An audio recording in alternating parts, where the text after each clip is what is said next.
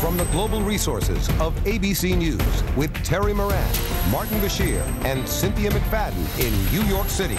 This is Nightline, April 16, 2009. Good evening, I'm Cynthia McFadden. We begin tonight with the dismal state of the housing market. A pair of key indicators released today shows that real estate remains a very troubled industry indeed. Foreclosures already at a record pace, up another 17% last month. At the same time, new home starts down by nearly 11%. The cruel combination is pushing property values so low that some actually want to buy. But with everyone looking out for themselves, where can a person get straight talk? Our Vicki Maybury may have found one answer, as she now reports in our series Realty Check. This is one of them. This corner right here, I sold this for $1.2 million. How about that roof? Let's take a look inside. Realtor Jim Kling wants to tell the truth. So you're going to have trouble enduring this house. The whole truth. Dog. And nothing but the truth. This isn't even a fixer. This is an abomination. About Southern California's boom and bust real estate market. Why do you even need a bathroom right here? You got one right here. Jim the Realtor. Jim the Realtor. That's what I thought we were Jim getting. Jamalama. So every time he gets a listing, and these days he's listing lots of foreclosures, he aims his point-and-shoot camera and his wicked wit and lets it fly. I roll up, I turn the camera on. A brothel, a retirement home, a prison, a fraternity house, and that's the end of it. I think my goal is to give an accurate perception of what's there without being glitzy or glamorous. Accurate perception? Not what one expects to hear from some realtors. Look at that, honeycomb and everything. Who often use, shall we say, creative adjectives to sell properties. Cozy for small, needs TLC for a wreck, functional for awkward. What? I don't know what the heck that is. The dollhouse. Why is this better than the virtual tour that we can get on a lot of real estate agent sites? I think the virtual tours that you see are canned. All the other appliances all stolen. Only showing the pictures they want you to see. Here it is, Sequoia. Jim doesn't do that.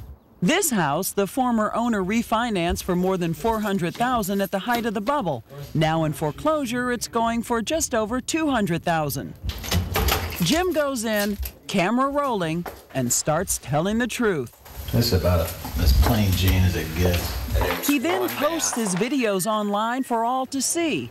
And what's truly amazing, this is a house Jim is trying to sell. You are trying to give people the unvarnished truth. The unvarnished truth is what sells.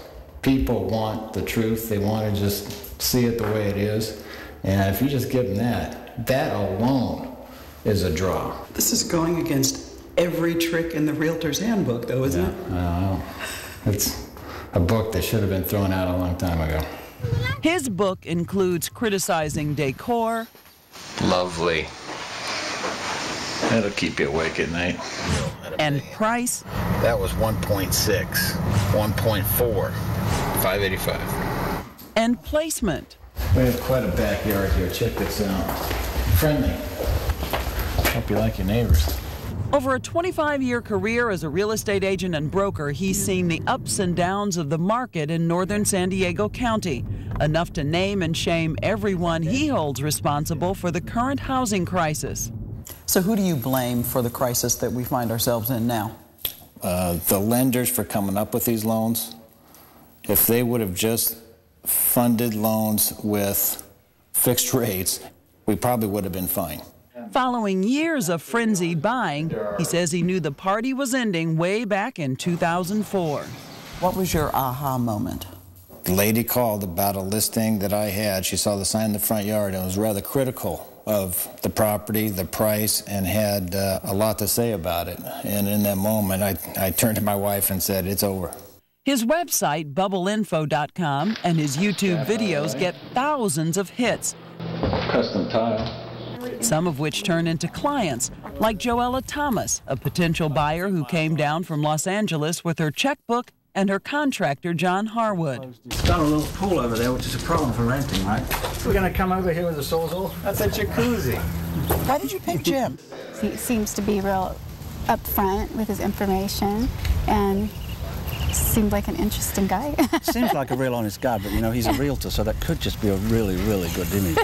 Needs to be around 150 to really be worth it. This could just be his shtick, right? Yeah, it could, absolutely. I'm the honest guy. Absolutely, yeah. Listen to me, I'm the honest guy. that's pretty clever, isn't it? But if you have 14 offers, that usually means it went for at least 10% over. Okay. I was asking him yesterday, saying, do you think you turn people off by being so honest? I appreciate the honesty. Okay. So you're looking to put money into bricks and mortar as opposed to having it sitting around in the bank right now? Yes, absolutely. It's mostly not really putting money into bricks and mortar, it's putting money into, like, termites and bad stucco. As hard as he is on the houses and the banks trying to sell them, he's equally hard on sellers who don't seem to have realized that it's a new day. It is the microwave society. People know within minutes that you're on the market. You don't have to wait 90 days, 120 days to figure out if a buyer's coming around. So if within 10 to 14 days nobody's made an offer, it's time to change your price? You need to be lowering your price, and I say lower early and often until you get offers. If you're not getting any offers, you're too high. That can be a bitter pill for homeowners who don't want to admit that their house may have lost half the value it had as recently as 2 years ago. There'll be people probably hearing me say that say, well, I'll never list with him. All he does is grind me on price. I'm telling you the right thing to do. This market, these people that are thinking about buying your house, they want you to give it away, and they'll buy it. Come up here and check this out. And while he's doling out honesty, he's not a fan of the bank bailouts, nor for trying to keep homeowners in homes they're having trouble paying for. Full granite, stainless.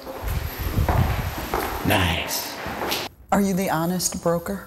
I sell enough houses that I make a good living without having to press people to buy something that's not right for them. So if you're looking for a house in San Diego County, and if you can handle the truth, Jim Kling may be the agent for you. Even a vaulted ceiling. It's going to be about $250,000. Can't beat that. I'm Jim the Realtor. And I'm Vicki the correspondent for Nightline in Oceanside, California.